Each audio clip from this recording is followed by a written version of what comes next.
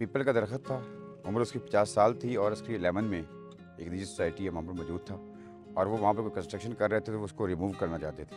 हम तक ये खबर पहुँची, हमने कहा इसको रिमूव नहीं करना, इसको हम शिफ्ट करना है और इसको ज़िंदगी देनी है। और उसी लिए हमने फिर उनकी इंतज़ामिया से बात की, इंतज़ामिया ने हमारे साथ ताउन किया और अल्हम्दुलिल्लाह हमने उस पौधे को एक नई ज़िंदगी दे दी।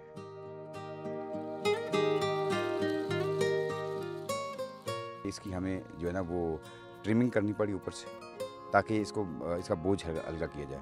फिर दूसरे मरहले में ट्रिमिंग के बाद हमने इसको जो है वो गाची बनाई, इसकी वो दौर बोलते हैं उसको, वो दौर बनाया ताकि जो है ये इसको हम जड़ों से ऊपर उठा सकें। ये कम से कम 20 टन का एक दरख्त था। अस्करी के गेट के साथ हमें एक जगह मिली बड़ी अच्छी, हमने वहाँ पर इसको शिफ्ट किया।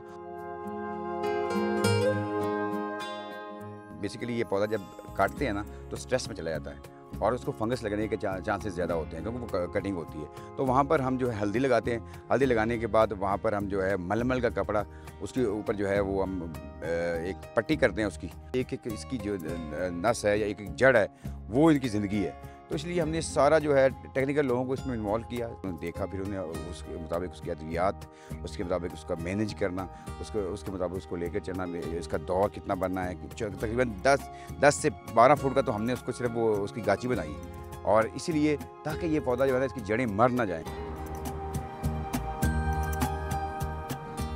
वो बाकायदा कॉम्पोनेंट निकाल रहा है। उम्मीद तो इंशाल्लाह ये है कि ये अगस्त तक जो अगस्त में दोबारा फिर जो हमारी जो बरसात का मौसम होता है उसमें ये अपनी शाखें निकाल लेगा।